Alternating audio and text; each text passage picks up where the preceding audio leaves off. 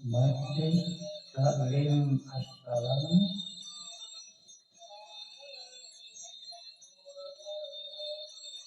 akan menayangkan kembali ceramah dengan judul Orang yang diberikan kebaikan di dunia dan di akhirat. Suara asli dari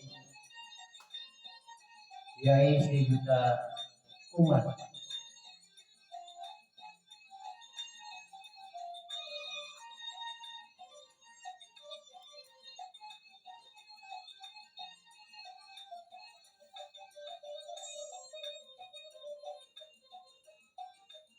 Seringkali kebaikan Allah itu kita pandang dari sudutnya yang materi. Allah itu baik kalau kita punya harta yang banyak, tanah yang luas, pabrik yang di mana-mana. Sementara kalau cuma sekadar itu kebaikan Allah, terlalu sedikit orang yang mendapatkannya. Padahal kebaikan Allah tidak pernah berhenti dan meliputi seluruh makhluk yang hidup ini. Karena itu pada kesempatan jumpa sore ini, saya ingin mengajak kita melihat kebaikan-kebaikan Allah dalam bentuk yang lain. Bahwa kita diberikan harta yang banyak, itu kebaikan Allah. Diberikan tanah yang luas, itu juga kebaikan Allah. Diberikan perusahaan, pabrik di mana-mana, itu juga kebaikan Allah. Tapi tidak terbatas kepada itu. Ada kebaikan-kebaikan yang non-materi, yang malah justru itulah esensi kebaikan itu. Mari kita renungkan sebuah hadis di mana baginda Rasul bersabda, arba'atun man u'tiyahunna faqad u'tiya khairat dunya wal akhirah. Ada 4 hal. Siapa yang oleh Allah diberikan keempat hal ini, sungguh dia telah diberikan kebaikan dunia dan sekaligus kebaikan akhirat. Kebaikan dunia juga kebaikan akhirat. Ini berarti belum tentu yang baik di dunia menurut kita akan berbuntut baik juga di akhirat. Tapi orang yang diberikan 4 hal ini, dia sungguh diberikan kebaikan dunia dan juga kebaikan akhirat nanti. Apa 4 perkara ini? Yang pertama, qalban syakir. Orang yang oleh Allah diberikan hati yang pandai bersyukur. Ada ungkapan, my heart is my home. Hatiku adalah rumahku. Kalau luas hati, rumah yang kecil besar rasanya. Kalau sempit hati, rumah yang besar pun kecil jadinya. Kalau hati sempit, rumah pun kecil, kiamat namanya. Orang yang hatinya pandai bersyukur, bisa mensyukuri nikmat. Dan dengan dia bersyukur, semakin bertambah nikmat itu kepadanya. Banyak orang kaya harta, tapi miskin hati. Ini gejala zaman kita sekarang. Di tengah gemerlapnya harta, dia tidak tahu mau diapakan harta yang banyak itu. Orang-orang sufi menjelaskan bahwa kaya itu ada 2 macam. Ada kaya majazi dan kaya hakiki. Yang disebut kaya majazi, kaya artifisial. Lahirnya dibaluti harta, tapi hatinya miskin. Hidupnya sudah serba ada, tapi dia masih merasa kurang. Rumahnya sudah titik air liur orang melihatnya, tapi dia masih merasa belum apa-apa. Mobilnya berdecak orang kagum melihatnya, tapi dia rasakan itu pun masih belum. Maka dia selalu miskin. Dalam sebaik cukup dia masih merasa kurang, maka hidupnya pun selalu kekurangan. Orang yang diberikan hati yang kaya sungguh sebuah kebaikan. Hati yang kaya, hati yang luas. Kalau hati luas, tandanya 2, bisa mensyukuri nikmat dan tidak mengingkari apa yang diberikan Allah kepadanya. Tapi orang yang hatinya sempit biasanya tidak pandai mensyukuri nikmat dan lebih celaka lagi ini, tidak senang lihat orang lain mendapat nikmat. Orang seperti ini dia susah gemuk. Sudah tidak bisa mensyukuri nikmat, tidak senang lihat orang lain mendapat nikmat. Tetangganya beli televisi saja dia demam. Nanti tetangganya beli sepeda motor, dia makin gawat. Masuk rumah sakit. Di rumah sakit dengan tetangganya beli mobil, mati dia. Disiksa oleh perasaan sendiri. Begitu orang yang miskin hatinya. Orang yang diberikan hati yang pandai bersyukur, sudah diberikan kebahagiaan dunia dan kebaikan akhirat. Ini yang pertama.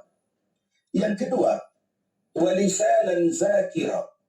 Orang yang diberikan lidah yang pandai berzikir. Menyebut nama Allah dalam artian yang seluas-luasnya.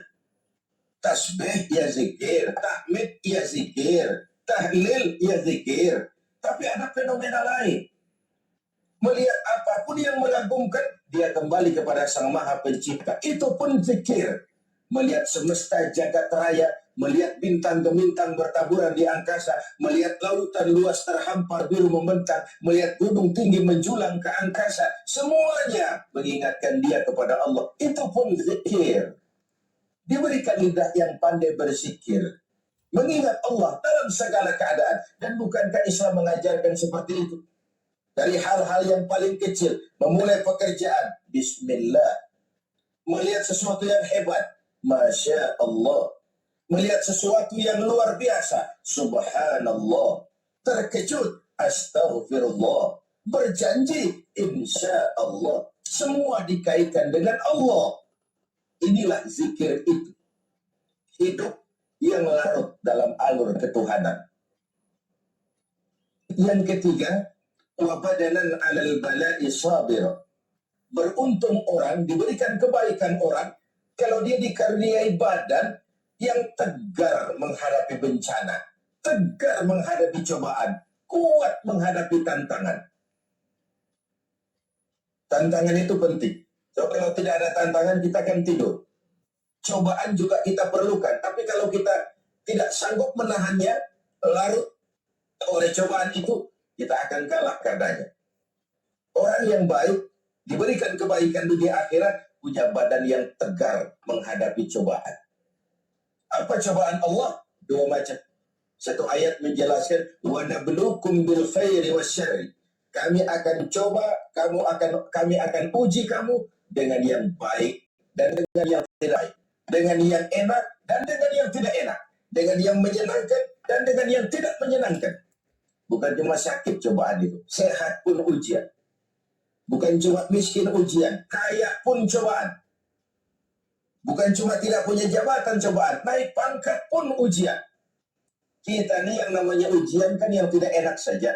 Kalau sudah sakit, ya Allah, sedang diuji. Sehat, lupa daratan. Miskin, ujian. Setelah kaya, lupa bahwa itu juga ujian. Fenomenanya apa? Banyak orang lulus ketika diuji dengan kemiskinan, tapi gagal berantakan setelah diuji dengan kekayaan. Ketika miskin dia hamba Allah, setelah kaya dia pindah menjadi hamba harta. Belum pernah ada orang datang mengeluh, Pak Ustadz, saya sedang diuji oleh Tuhan. Kenapa Pak? Uang saya sedang banyak. Belum pernah. Kalau sudah bangkrut, miskin, baru merasa diuji. Bukankah sejarah syarat dengan contoh? La nufarriqu baina ahadin min rusuli. Kami tidak membeda-bedakan para rasul. Tidak ada rasul yang dianak emaskan. Semuanya diuji, semuanya ditempa, semuanya digembleng. Semuanya tegar seperti batu karang di tengah samudra.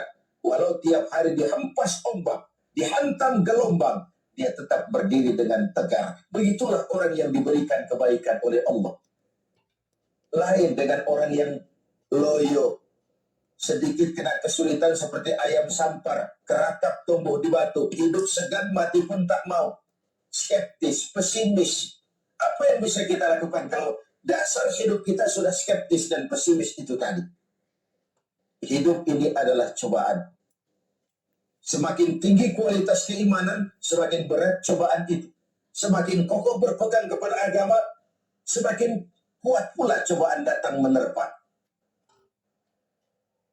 Yang terakhir, orang yang diberikan kebaikan dunia akhirat, wa zaujatan salihatan, diberikan istri yang salihah, pendamping. Tidak ada suami bisa sukses jadi apapun dia tanpa peran serta dan dukungan istrinya.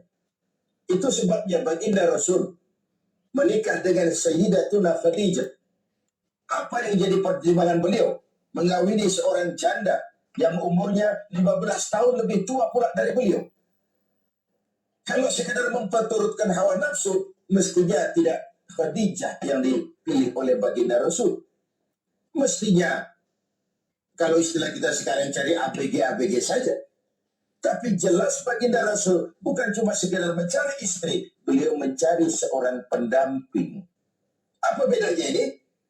Tiap perempuan bisa jadi istri, memang, tapi tidak tiap istri bisa jadi pendamping. Itu dibuktikan dalam sejarah. Orang lain belum beriman, Khadijah iman. Orang lain memusuhi Nabi, Khadijah mengorbankan hartanya untuk membantu perjuangan Nabi. Saat Nabi terkena kesulitan, Khadijah tampil jadi penghibur. Khadijah tampil jadi pembela. Ketika pertama kali berhadapan dengan malaikat Jibril menyampaikan wahyu, Rasulullah gemetar seperti orang demam. Kembali ke rumah, "Zammiluni ya Khadijah, selimuti saya Khadijah, selimuti." Kenapa bang? Barusan turun Jibril, dia katakan begini, saya khawatir Khadijah. Khadijah mengerti suaminya semua mengalami semacam frozen, emotional attitude. Sebagai istri yang bijak, pendamping yang baik, beliau tampil, "Kalla ma yukhzikallahu abada." Jangan khawatir bang, Allah tidak akan menyusahkan abang untuk selamanya. Tenanglah.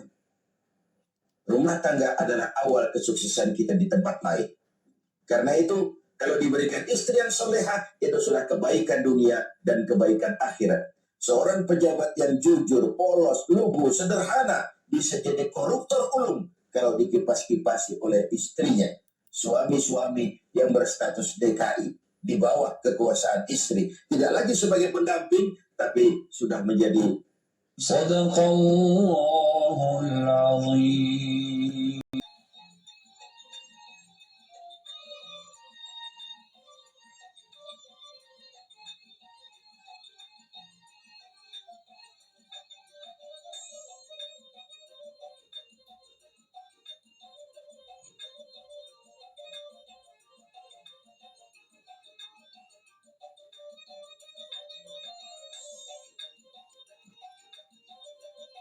Mohon maaf apabila ada kekurangan terhadap tausiah yang ditayangkan, baik tulisan, terjemahan,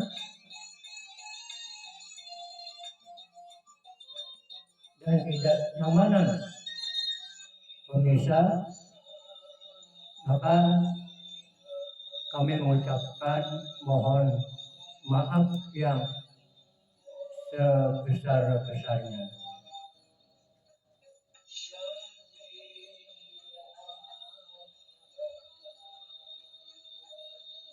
Akhirul kalam, sampai di sini jumpa kita, semoga bermanfaat untuk kita semua.